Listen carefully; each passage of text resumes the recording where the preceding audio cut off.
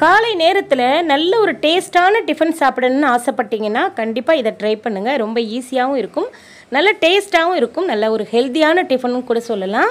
வாங்க ஃப்ரெண்ட்ஸ், இது எப்படி பண்ணுறதுன்னு பார்க்கலாம். இப்போ இந்த டிஃபன் பண்ணுறதுக்காக நம்ம 2 கப் அளவுக்கு பச்சரிசி எடுக்கணும். புழுங்கல் அரிசி இல்லை, பச்சரிசி.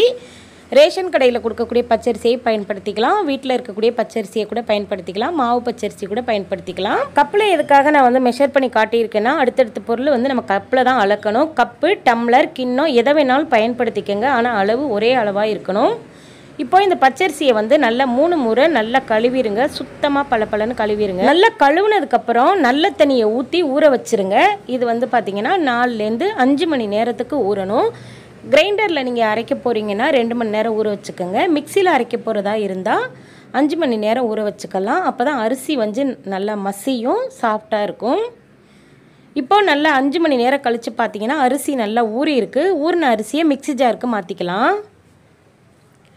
மாற்றினதுக்கப்புறம் நீங்கள் எந்த கப்பில் நீங்கள் அரிசி அளந்து எடுத்தீங்களோ அதே கப்பில் 1 கப் அளவுக்கு தேங்காயை நல்லா துருகிட்டு சேர்த்துக்கோங்க. இது கூடவே 1 கப் அளவுக்கு வடித்த சாதம் சேர்த்துக்கலாம். தண்ணி ஊற்றி வச்சிட்டாலும் பரவாயில்ல, இல்லை புதுசாக வடித்த சாதமாக இருந்தாலும் பரவாயில்லைங்க. ஆனால் 1 கப் அளவுக்கு சாதம் சேர்த்துட்டு இது கூட 1 டீஸ்பூன் உப்பு போட்டுக்கோங்க. உப்பு போட்டுட்டு நல்லா நைஸாக முடிஞ்ச வரைக்கும் நல்லா நைஸாக மாவு பக்குவத்துக்கு அரைச்சிக்கோங்க.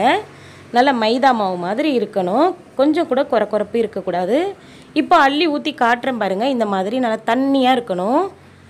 இட்லி மாவு பதத்துக்கு அரைக்க வேண்டாம், தோசை மாவு பக்குவத்துக்கு அரைச்சிக்கோங்க. அதை விட கொஞ்சம் தண்ணியாக இருக்கட்டும். இதை வேறு ஒரு பாத்திரத்துக்கு மாற்றிக்கோங்க. இது கூடவே 1 டேபிள் ஸ்பூன் அளவுக்கு சர்க்கரை சேர்த்துக்கலாம். சர்க்கரை சேர்த்ததுக்கப்புறம் கை விட்டு நல்லா இந்த மாதிரி அடித்து விட்டு நல்லா பிசைஞ்சு வச்சுருங்க. மாவு பார்த்திங்கன்னா இந்த பக்குவத்துக்கு இருக்கணும். கரைக்கும் போதே கரெக்டான அளவில் தண்ணி ஊற்றி சேர்த்து வச்சுருங்க. அதுக்கப்புறம் தண்ணி சேர்த்திங்கன்னா அந்தளவுக்கு டேஸ்ட்டு வராது. இது போல் இலக்கமாக இருக்கணும் மாவு. இதை மூடி போட்டு நைட்டு அரைச்சிங்கன்னா காலையில் சுடுறதுக்கு கரெக்டாக இருக்கும். காலையில் அரைச்சிங்கன்னா நைட்டு சுடுறதுக்கு கரெக்டாக இருக்கும். மினி ஆப்பம் ஊற்றுறதுக்கு மாவு ரெடியாக இருக்குது. இப்போ குழிப்பணியார சட்டியும் ரெடியாக இருக்குது. நல்லா குழிப்பணியார சட்டியை நல்லா சூடு பண்ணிவிட்டு அதில் எடுத்து நல்லா இந்த மாதிரி கரண்டி வச்சு ஊற்றி விட்டுட்டு கரண்டியை மேலே லைட்டாக அப்படி அழுத்தி விடுங்க. அழுத்தி விடும்போது நமக்கு நல்ல மொறுமொறுப்பான நல்ல மினி ஆப்பம் கிடைக்கும். பாருங்கள், நான் ஊற்றி காட்டுற மாதிரியே நீங்கள் செஞ்சிங்கன்னா உங்களுக்கு Kerala style mini appam ready ஆயிரும். பாருங்கள், கார்னர்லாம் பார்த்தீங்கன்னா நல்ல மொறுமொறுன்னு நல்ல உள்ளே நல்ல பஞ்சு மாதிரி சாப்பிட்றதுக்கு அவ்வளோ டேஸ்ட்டாக இருந்துச்சுங்க. கண்டிப்பாக ட்ரை பண்ணுங்கள்.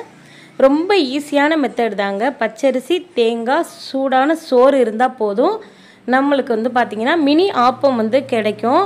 குழந்தைங்கள்லேருந்து பெரியவங்க வரையும் நல்லா என்ஜாய் பண்ணி சாப்பிடுவாங்க. இந்த மாதிரி நல்லா வெந்ததுக்கப்புறம் இதை ஒரு பிளேட்டுக்கு எடுத்து மாற்றி வச்சுருங்க. நம்ம ரெடி பண்ண மாவு எல்லாத்தையுமே இதே பக்குவத்தில் நம்ம சுட்டு எடுத்துடலாம்.